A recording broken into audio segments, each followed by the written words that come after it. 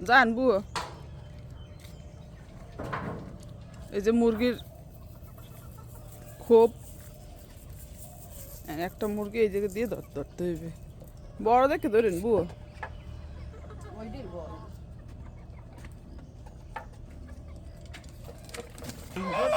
ধরছেন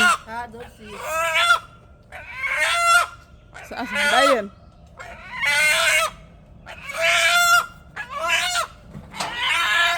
ওজন আছে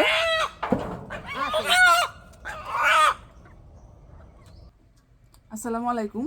আজকে দেশি মুরগির মাংস রান্না করবো তো মাংসটা ভালো মতো মানে কাটা ধোয়া সব কিছু কমপ্লিট হয়ে গেছে এই যে দেখেন একদম পরিষ্কার করে নিছি তো সবসময় দেখা যায় আলু দিয়ে কিন্তু মাংসটা রান্না করা হয় তো আজকে চিন্তা করছি যে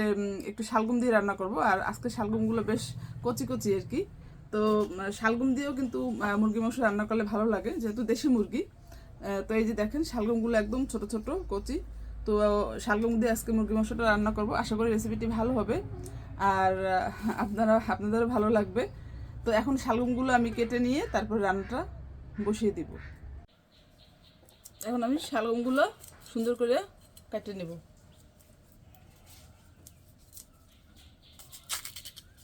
যে আগেই বলছিলাম শালগমগুলো কিন্তু খুব কচি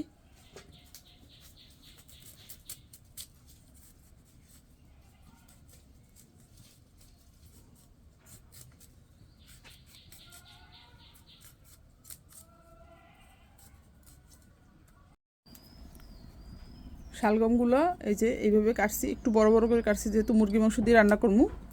আর চুলাটাও কিন্তু ধরাই দিছি এখন রান্নাটা শুরু করবো কড়াই দিয়ে দিলাম পরিমাণ মতো তেলটা গরম হয়ে গেছে এখন দিব কুচেন নিয়ে পেঁয়াজ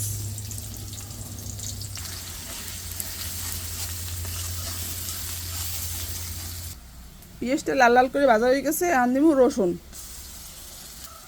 আদা একটু পানি দিব যাতে মশলাটা পুড়ে না যায়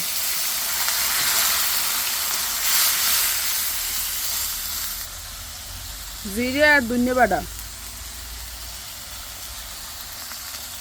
হলুদের গুঁড়া মরিচের গুঁড়া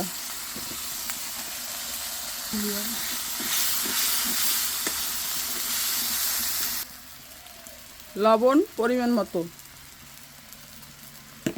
এখন মশলাটা খুব সুন্দর করে কষাইতে হবে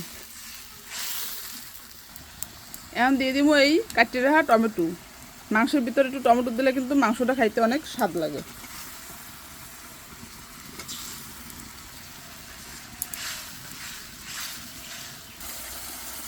মশলাটা কষানো হয়ে গেছে এখন মাংসগুলো দিয়ে দিব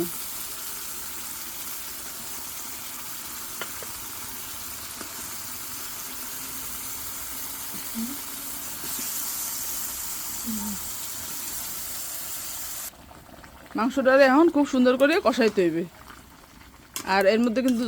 পানিও বেরিয়ে গেছে এই পানিটা সুন্দর করে কষাইয়া নিতে হইবে ডাকিয়ে দিম সরা দিয়ে মাংস কষান নিয়ে হয়ে গেছে এখন শালগমটা দিয়ে দিব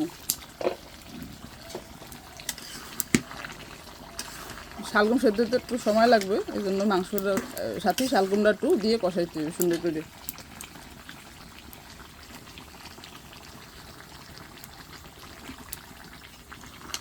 সুন্দর করে শালগমটারও মাংসের লাগে কষাইতে হইবে কষানো হয়ে গেছে এখন দিয়ে দেবো ঝোল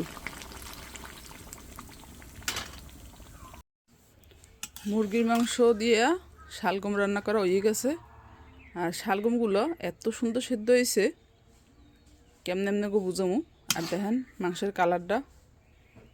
খুব সুন্দর হয়েছে আর খাইতেও মনে হয় অনেক মজা হইবে তো খাওয়ার সময় তো আপনাগুলোকে অবশ্যই শেয়ার করবো